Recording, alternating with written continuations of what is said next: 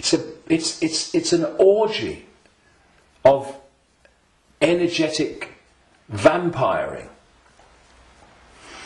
And so when Morpheus in the Matrix held up a battery and said the Matrix is a computer-generated dream world made to turn humans into one of these, that is a profound truth, because that's what we've become. Not so much batteries, though that was a good symbol, but actually generators, power stations, generating this energy.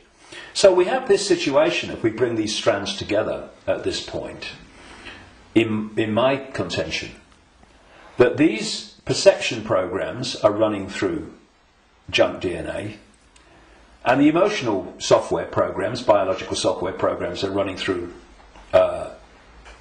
non-coding junk DNA. And as those programs are running, and as society is structured so that it generates situations, in computer terms, data, that trigger those programs and bring them to the surface where they're more impacting upon our behavior and responses, you are locking humanity into this closed system where the program programs the program, and you're also pulling people from the heart, high vibration, down into low vibrational belly emotional vortex, which is pulling humanity into the predator's vibrational stadium, and in doing so they are able to trawl and vampire the energy that emotional state and response is constantly generating. Now, I've talked for a long time from your question, what can we do? Because that background, I suggest, was fundamentally necessary. So what do we do? What can we do? It might sound trite and all the rest of it. I mean, because what we've got to do, of course, is we've got to stockpile weapons.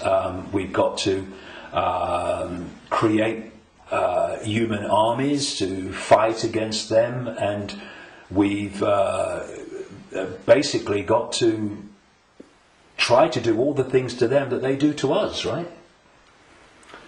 And where does that take us? First of all, it makes us them. And secondly, if we go down that road, will do what? Will produce more and more and more of this low vibrational emotional energy in the hatred and in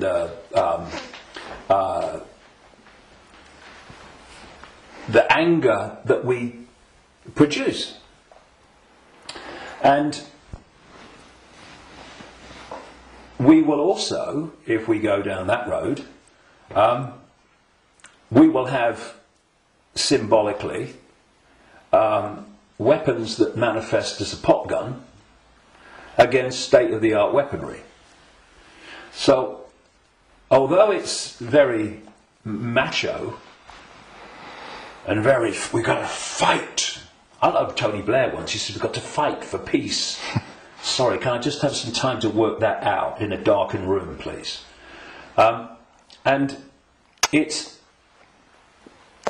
is something that, when you look at it, is very good for the macho we've got to fight him. But as a strategy of bringing this down, is doomed to failure and disaster, because it's playing the game they want us to play.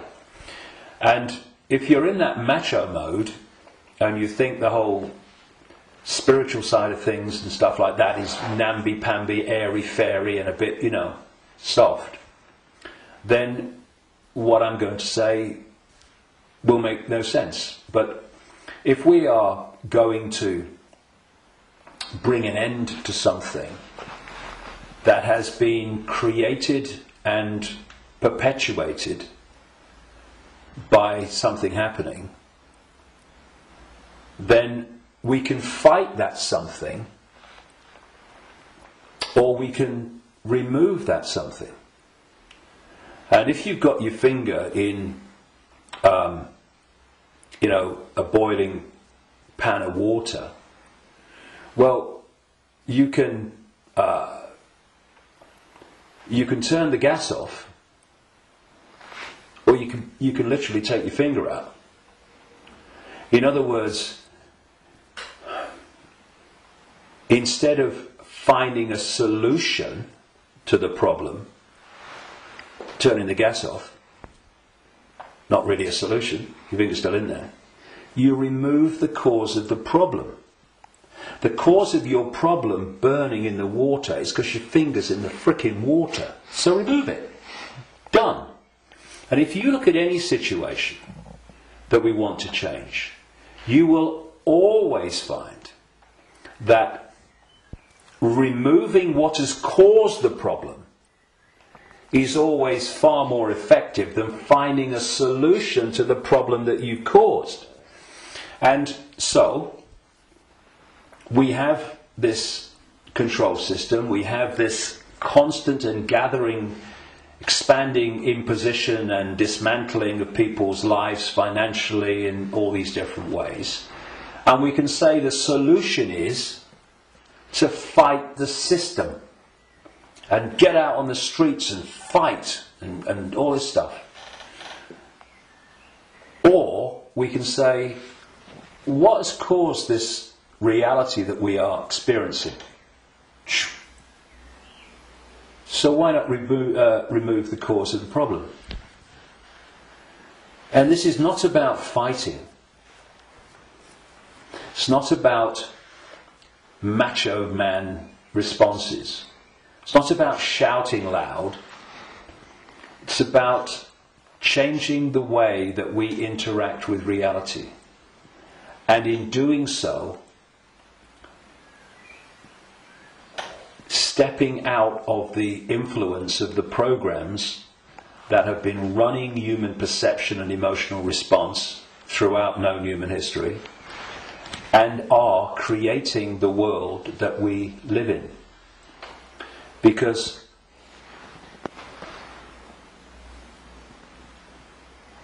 if I go back to what the Gnostics said about the archons, they have no creative energy. They can't make things happen. But we can. We can, yes. Which is bringing us to an interesting point. We can manifest. What this manipulative force has done has programmed humans to use that gift of manifestation to manifest what they want. And so, if we manifest from our perceptions of reality, then manipulate their perception of reality, and they'll manifest what you've manipulated them to perceive as reality. So, I see people challenging war and conflict when their own lives are full of conflict. Now, we live in a holographic reality at this conscious mind level, and there's a very unique and fascinating trait and characteristic of holograms and holographic reality. Every part of the whole is a smaller version of the whole. So if you take, for instance, in the holograms that you buy in the shops, if you take the waveform holographic print, which is on the print in waveform information, and you cut it in four, and you fire the laser which reads that information in effect and brings the three-dimensional holographic image projecting from the waveform information on the photographic print. If you cut that into four and put a laser to each four pieces, you will not get a quarter of the whole picture. You'll get 4 quarter-size versions of the whole picture. And this is why, or explains why alternative forms of healing, like reflexology and acupuncture and others, can find points on the ear and the feet and the hands and all different parts of the body that relate to the body as a whole. Thus, reflexologists can work on a part of the foot and impact upon the heart or the liver, depending on where they're doing it. And I've known and talked to reflexologists and people like that over the years, and they know it works, but they're not sure why it works or why there are points on the foot and the ear and everything that relate and impact upon the body as a whole. Well, it's simple when you realise that this reality is holographic, because every part of the whole is a smaller version of the whole. The body is a holographic manifestation, it's a hologram. Thus, every part of the body must be a smaller version of the whole, and that's why all over the body, in all the different parts, you can find points that relate to the whole body. In the same way, if we have conflict in our own lives on a so-called individual level, and this is going on all over the world in all these different societies, and it is, then that's a smaller version of the whole. And a hologram moves both ways. When the whole hologram shifts, all the parts of the hologram shift, because they're expressions of each other. You shift or affect the smaller part of the hologram, and in this case it's lots of people, billions of people with conflict in their lives and all that stuff, and that's going to impact on the hologram as a whole, i.e. human society. And you're going to have collective conflict.